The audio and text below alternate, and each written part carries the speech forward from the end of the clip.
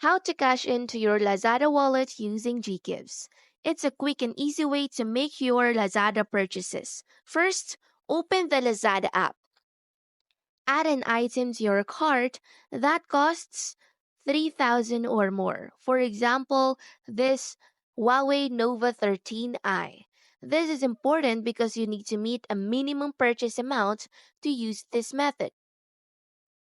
Proceed to checkout.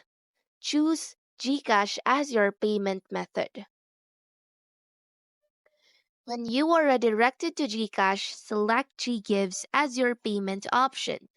Choose your preferred installment plan and confirm the payment. GCash will pay your Lazada purchase. You'll then repay the purchase amount through GGives installments.